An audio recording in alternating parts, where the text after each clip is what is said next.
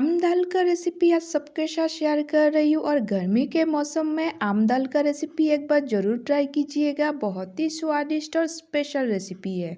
Hello everyone, मैं DG recipes में सबको स्वागत कर रही हूँ। आज का स्पेशल रेसिपी पसंद आए तो वीडियो को लाइक शेयर ज़रूर कर दीजिएगा।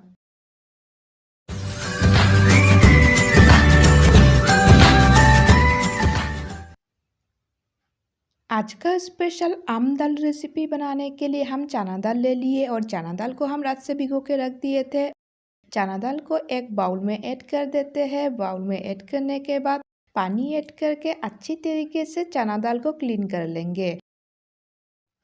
समर स्पेशल आज का आम दाल रेसिपी पसंद आए तो वीडियो को लाइक शेयर जरूर कर दीजिएगा और मेरी डीजी रेसिपी चैनल पे नए हैं तो चैनल को सब्सक्राइब करना मत भूलिएगा।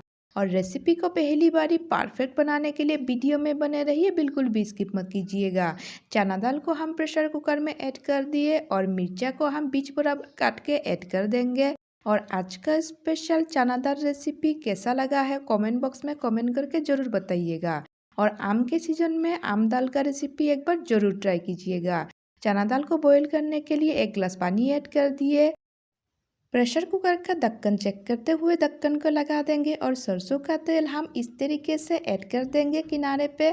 और ढक्कन के किनारे पे सरसों का तेल ऐड करने से दाल बॉयल करने के टाइम पे प्रेशर कुकर गंदा नहीं होगा।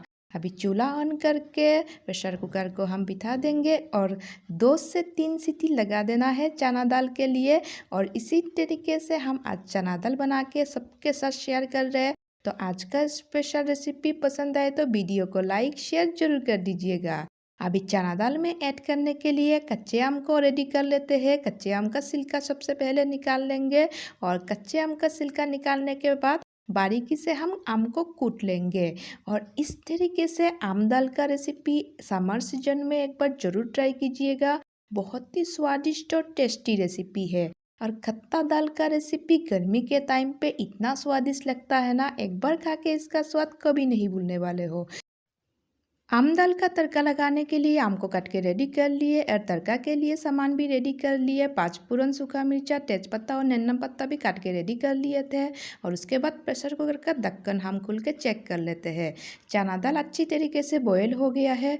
अभी इसी टाइम पे हम कढ़ाई में तेल ऐड कर देते हैं। सरसों का तेल ऐड करना है। सरसों के तेल को ऐड करने के बाद हम अच्छी तरीके से तेल को गर्म कर लेंगे और कटे हुए आम को ऐड कर देते हैं। आम को हम धीरे धीरे चलाते हुए फ्राई करते जाएंगे और फ्राई करने के टाइम पे थोड़ा सा नमक ऐड कर देंगे। आम के साथ नमक मिक्स करके फ्राई करने से आम जल्दी से बॉयल हो जाता है और आम का जो खट्टापन है वो भी कम हो जाता है। इसीलिए नमक को ऐड करके फ्राई कर लेना है।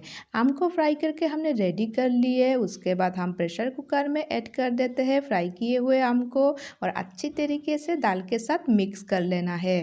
तो आज का स्पेशल और टेस्टी स्वादिष्ट रेसिपी के लिए एक लाइक ज़रूर कर दीजिएगा।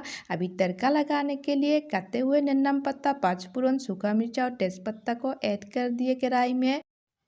बॉयल किए हुए चना दाल को ऐड कर देते हैं और चना दाल को ऐड करने के टाइम पे गैस का फ्लेम हमें लो रखना है और एक एक करके मसाला ऐड करते जाएंगे। सबसे पहले हल्दी पाउडर ऐड कर देंगे 1/2 टीस्पून, जीरा पाउडर 1/2 टीस्पून ऐड कर दिए, स्वाद अनुसार नमक ऐड कर दिए और थोड़ा सा हम चीनी ऐड कर देंगे। और दाल तड़का में थोड़ा सा चीनी ऐड करने से स्वाद बरकरार रहता है, इसीलिए चीनी को ऐड करना मत भूलिएगा। और अच्छी तरीके से चलाते हुए हमें बनाते जाना है और ऊपर से हल्का सा घी ऐड कर दिए।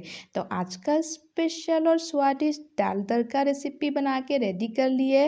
तो आम दाल रेसिपी यानी कि खट्टा दाल रेसिपी कैसा लगा है कमेंट बॉक्स में कमेंट करके ज़रूर बताइएगा।